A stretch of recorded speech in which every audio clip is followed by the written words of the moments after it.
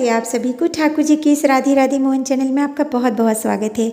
देखिए, हम सभी अपने घरों में लड्डू गोपाल जी की सेवा बहुत ही भाव से, बहुत ही स्नेह से, भक्ति से और प्रेम से करते हैं और इसी आशा से प्रभु की सेवा करते हैं कि प्रभु हमारी भक्ति भाव से प्रसन्न हो जाएंगे, हमारे समस्त परिवार पर कृपा करेंगे और हमारे भगवान हमारी भक्ति को स्वीकार करेंगे।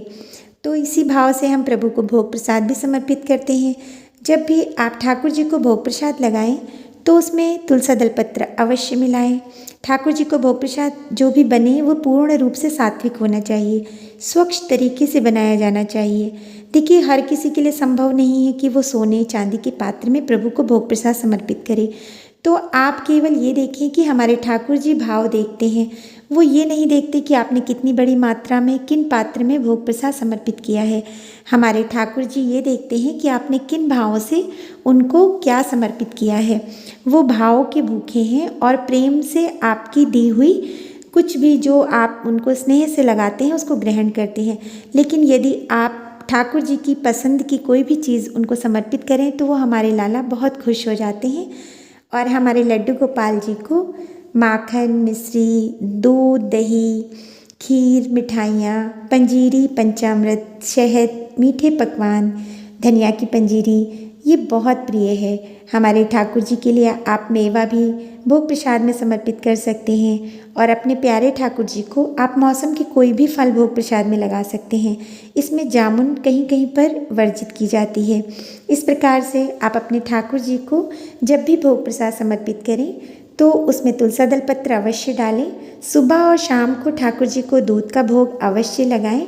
यदि आप दिन में 4 बार भोग प्रसाद लगा रहे हैं और आप अपने घर का बना हुआ सब्जी, दाल, चावल, रोटी, पूड़ी, पराठा कुछ भी प्रभु को भोग प्रसाद के रूप में समर्पित करते हैं तो उसमें तुलसी दलपत्र अवश्य डालें और इन्हीं भावों से भगवान को भोग लगाएं कि हे ईश्वर, आपने जो भी मेरी व्यवस्था दी है, मेरे प्यारे ठाकुर जी, मेरे प्यारे लाला, वो हमने आपके लिए बड़े ही स्नेह से बनाया है। आप इसको कृपया ग्रहण कीजिए और हमारी सेवा, हमारी भक्ति को स्वीकार कीजिए। लेकिन कभी भी ठाकुर जी को बाज़ार से बनी हुई कुछ चीज़ें बिल्कुल भी नहीं लगानी चाहिए। देखिए, वैसे तो बाज़ार की चीज़ें आप कोशिश करें कि ठाकुर जी को कभी भी भोग प्रसाद के लिए प्रयोग ना करें, मिठाइयों को छोड़ के।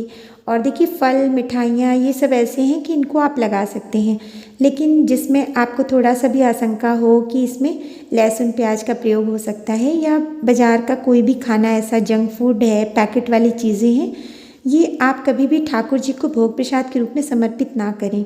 जैसे मूली है, गाजर है, ये भी कहीं कहीं पे वर्जित रखी जाती है।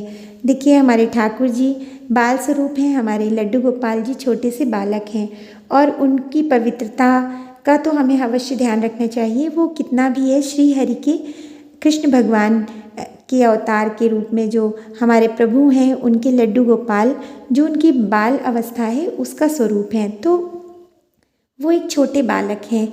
इस प्रकार से कितने नाजुक हैं, कोमल हैं और हमारे प्रभु कितने करुणामयी हैं। हम उनको कुछ भी भोग प्रसाद समर्पित करते हैं तो वो ग्रहण करते हैं, लेकिन हम उनकी भक्ति में और उनके भगवान होने की मर्यादा को हमेशा ध्यान रखें और इस प्रकार का भोग प्रसाद प्रभु को समर्पित करें जिससे हमारे भगवान और हमारे बीच में और भी अधिक भक्ति बढ़ती जाए, हमारे प्रभु की कृपा मिले और हमारे ईश्वर की प्रसन्नता हमारे ऊपर और अधिक बढ़ जाए।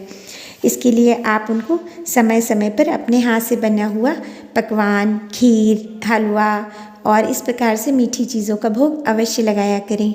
और अगर आपको मेरे द्वारा ये वीडियो कुछ भी रुचिकर लगा हो, इसमें कुछ भी आपको अच्छा लगा हो, तो कृपया वीडियो को लाइक, शेयर, सब्सक्राइब जरूर करें।